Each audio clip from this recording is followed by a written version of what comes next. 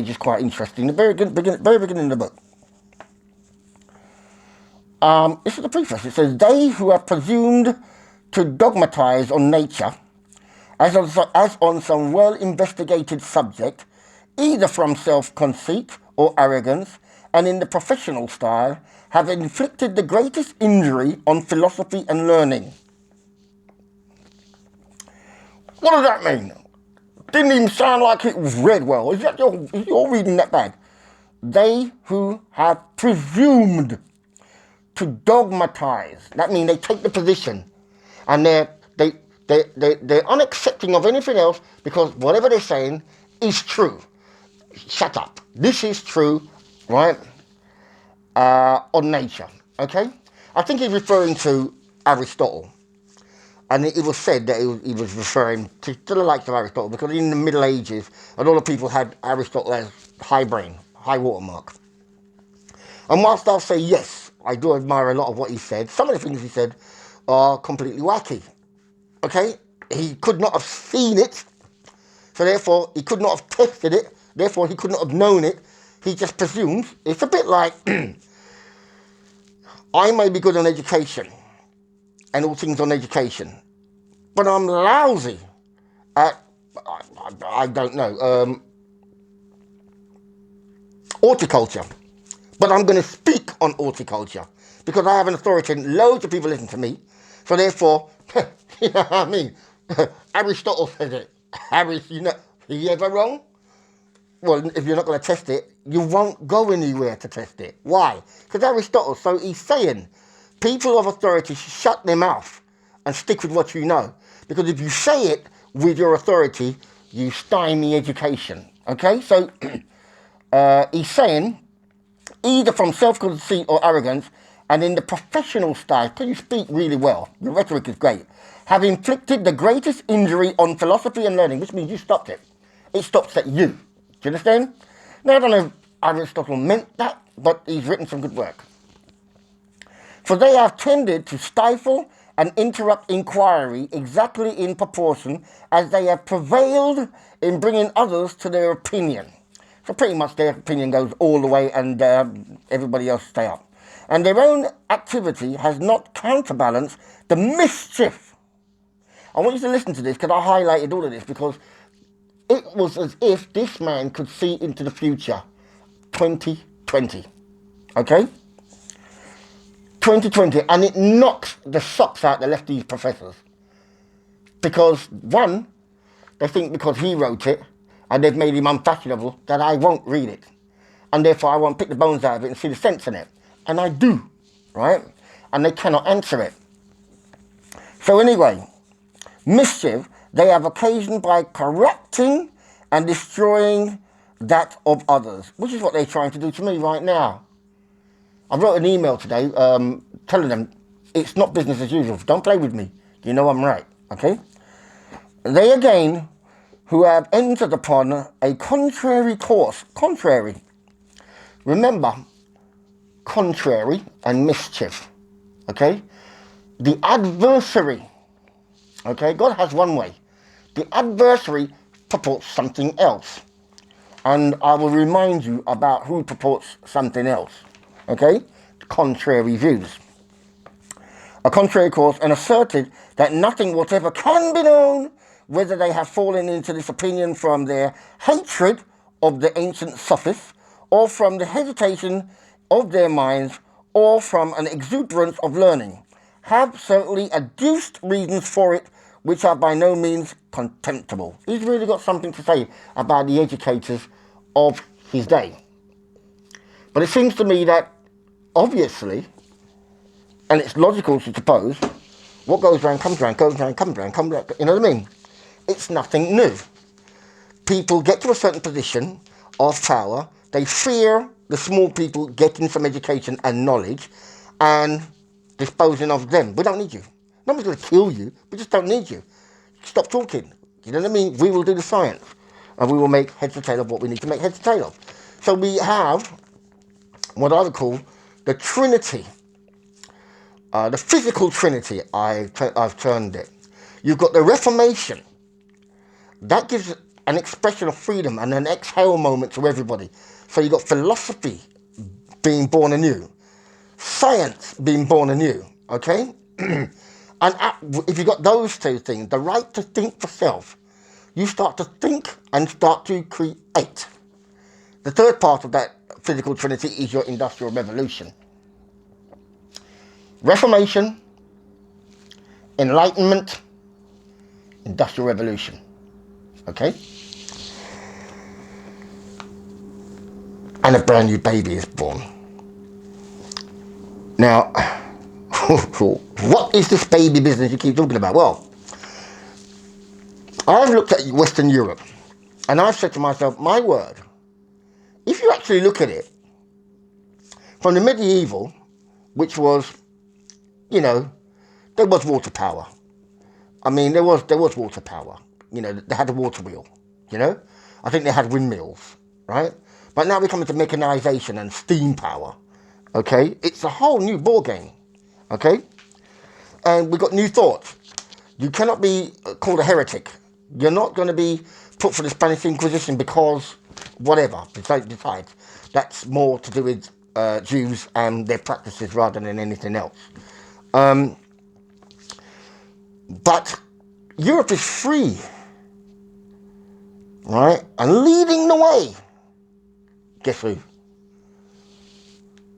Okay, the United Kingdom. But today I'm using this flag, right? Now, who doesn't like you having your freedom and acceptance of God? Okay, the Creator. Please excuse me. I haven't been in this room.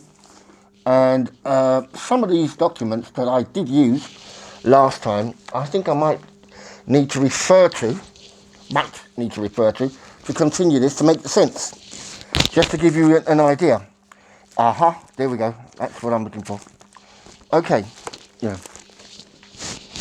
So there was a new thinking, new thought, and the Industrial Revolution.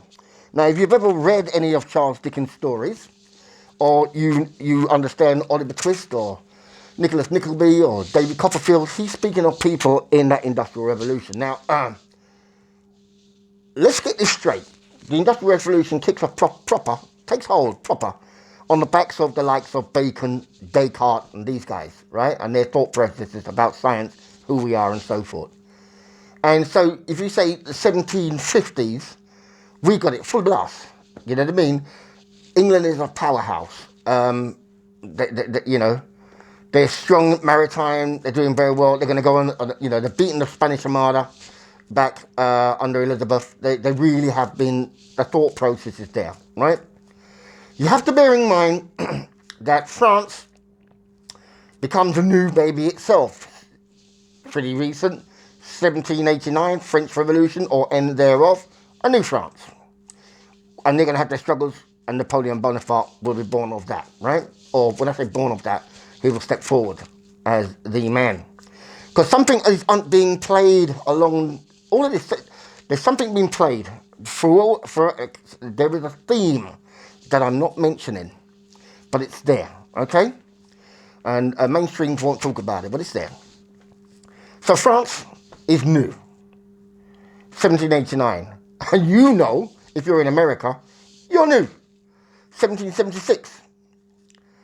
And I know that Germany's new. 1881, is it? No, 1871. It's 1871, Italy, I think. Italy and Germany, 1870s. I'll be safe there. I wrote it down in the, whatever. 1870, remember the Civil War's been over 5 years. 1865, that ended, okay? The proclamation, Emancipation Proclamation and all that nonsense. Sorry, not nonsense. But all that stuff, gone on in America. There is no Italy. It's provincial. There is no Germany, it's provincial. And as I spoke about Frederick and Martin Luther, he had a province and he was powerful in of himself. So Germany's not created yet, okay? But listen, you have to think of the concept of how far Britain is as a United Kingdom. In 1870, England has its first Education Act. Its first Education Act. Everybody of a certain age will get to go to school. Now, what kind of schools is a different argument. What schools existed before is another argument. I'm not going to go into the detail there. That's kind of like slipping off the point. I'm trying to keep to something so you can understand the politics of where we are today. So, and it kind of like fits in with Brexit and the Remainers who have no concept of history. They haven't pieced together anything. They have no understanding and will throw it all away for a whim, like a stupid little child. You know what I mean? You just don't get it. You know, you're not a builder. You don't know nothing about building, nothing about creating, and you are disrespecting everybody who put a brick down in this big, huge colossus of history, and you want to just knock it down because you feel like it. Anyway, so what's going on?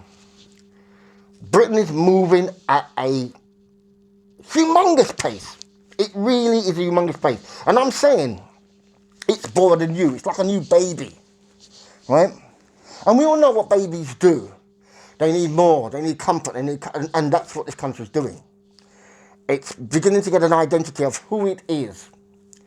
And as it's growing as a baby into a toddler, it is pulling on structures so it can pull itself up to have a look about, you know, as babies do. One of those structures is slavery. Another one may be indentured servitude. Another one may be rogue factories. And when I say rogue factories, I kid you not, some of these factories, the Mad Hatter comes from that era. I'll do one on the Mad Hatter, but the Mad Hatter is mad because he's a milliner. Milliners make hats. And the fur industry used a lot of mercury. But if you're indoors using mercury, you go mad. Hence, mercury in babies' vaccines, not rocket science. It's chemistry and a bit of biology and a bit of history. But anyway, right, the Industrial Revolution, as I said in my essay, it's running roughshod like a freight train over the people. And the people have had this before. In the 13th century, people rose up about mechanisation. Farming as an agrarian, they thought the mechanisation was going to take their job. They rioted. Okay? So you know, if you're wise and you know about history, you should know the pace of technology can inflict fear on the people and take away their jobs. We're in that position, there's no excuse. But I can understand because nobody's educated. So if you're not educated to see what went on in the past, or you don't believe it, or it's coming from a black guy, or who's that guy in the mask, what does he know? He's not pulled out one book. What is he just talking? He saw a movie yesterday. That's all it is. What's name does it better? If you're of that mindset, switch off. Yeah. Yeah. I'm not saying that's how you feel, but, you know, sometimes you will get a negative. Now, we're going to get to the interesting part. And the interesting part is this current that's running through society and history. And it's not spoken about, but it's all there. It's all there. So, we come to, it's running roughshod. People are having, Charles Dickens, hard times, right? It's really rough. It's really rough. And when it's really rough, the tough get going, and it's a tough life for all concerned. You know, you steal a loaf of bread, they got news of territories abroad. This country was hard on itself and its own populace. They needed people on the ships. You look healthy, they'd watch you and wait until you've had a drink or whatnot, or going down the road to your mum's with a loaf of bread, then lick you on your head and take you aboard. When you wake up, you're a seaman now. Do you know what I mean? You're going to sail with us whether you like it or not. You steal a loaf of bread, they will send you to Australia to do some indentured work. It's not easy for the people of this land. It wasn't easy at all. And worst of all, it certainly wasn't easy for slaves. Albeit some would argue later on down the line, Thomas Carlyle, that people in the Caribbean had it better than people in Ireland. That's an argument that can be had, right? Or what he put forward anyway, right? The Negro question is, if you You let your fingers do the tapping, and you tap in the Negro question and the answer. This fella, John Stuart Mill, this book is called On Liberty. This is one of the best on freedom of speech. I'll do a discussion on that. He challenges Thomas Carlyle, and he offers a different thesis to the Negro question. And the Negro question is so interesting because you've got all the big names on one side and big names on the other side. And to be honest, if I'm not mistaken, Charles Dickens is on Thomas Carlyle's side. And there's some notable names there on Thomas Carlyle's side. Charles Darwin is on John Stuart Mill, and there's some notable names there too. So you've got to look at it for what it is, hear the arguments, and go for it. But nevertheless, it's a baby, this society, and it's using all these structures, people, to build itself up to find out its identity, okay? And so, I'm not talking about the slave issue as yet, right? But somebody doesn't like it. Somebody has an idea that they want to thwart it. Somebody has always been around from empire to empire to empire to empire. And they will always be there until we wake up and understand we got to handle our own business. That somebody,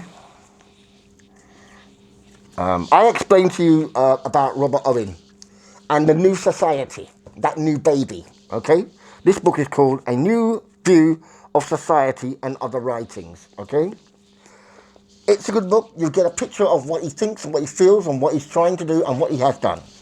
And who he's actually speaking to. Personal letters in there as well, right? So you get the whole kit and caboodle. So this guy, this fella,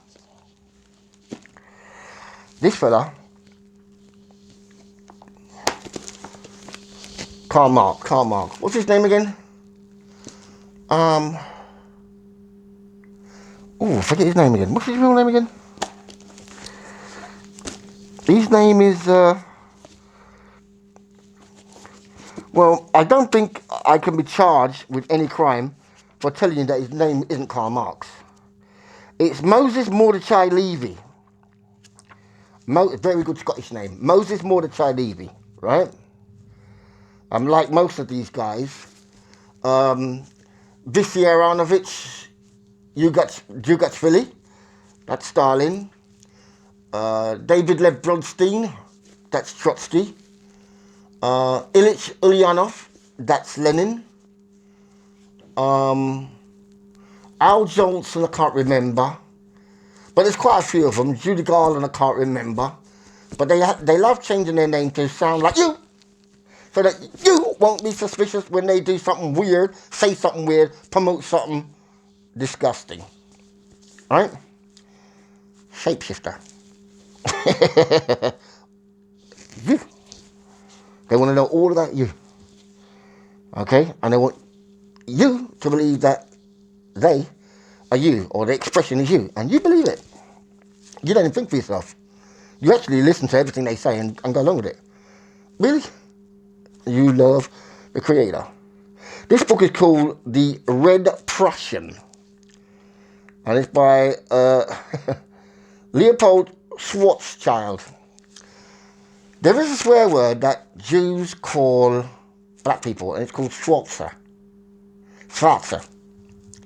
So it always makes me laugh when the Terminator, Arnold Schwarzenegger. I'm like, how many times are you going to call this guy black? All right, Arnold Schwarzenegger. Nice names like Shiksa, they have for a Gentile woman, right? But they changed their name. Why'd you do that? What in history marks you out to have to keep lying about who you are? Anyway, neither here nor there. But, by the way, this book goes into his early life. This guy's what, listener? This guy's a real nasty piece of work, right? He's a nasty piece of work. I'm telling you, he's just worthless. He's what you call a waste man, really. Intelligent, but a waste man. No under none. You know what I mean? He just want to live off people. Live off. He's a leech, right? He's the personification of a leech. He upsets his own dad in that. Do you know what I mean? And then you've got this one by Richard Wurmbrand, and it's called Marx and Satan. Please read these things. They're not jokes. It's nothing to do with the way you tell them. It's the way they wrote it. Or some people wrote it. And sometimes you just got to take a picture, look at it and say, warts and all, that's real. And this one's Karl Marx, racist, Nathaniel Whale. I mean, look, I don't go out there and just slag somebody off because I'm just convinced I'm not a Marxist, having read who the fellow is in the first place. You should do that. But I read this the other day, and I think, I've got to read it again. Because when I was under the alcohol, and I really should have read about Jonathan Swift, because there was a period, sorry, I'm shopping and changing. There was a period when there was a minority of people in the country saying, do we really want religion? Look at this cause and all that business. You know who's behind that. Don't want Christianity. You know who's behind that. You do. But Christianity wins out, and thanks in no small part to people like Jonathan Swift, public intellectual, poet, and writer and so forth. He wrote Gulliver's Travels and other stuff. But he actually goes through the argument. He goes through your argument, or the people who said, we don't need it, we don't need it, right? And he goes through it, and he entertains it. So you drive down that road, you go for the corner, and you say to yourself, yeah, I see what you're saying, but guess what? I'll take this way. I want that. Even you got to be, you know what I mean? This way is better than your way. So make no mistake, this is a Christian country. Now, for the Muslims listening, please understand, just because I said it's a Christian country, it's not anti-Muslim. You need to know where you are. You need to look at the terra firma, stamp on it, feel it, grab a bit, understand it, shut your mouth. Get to understand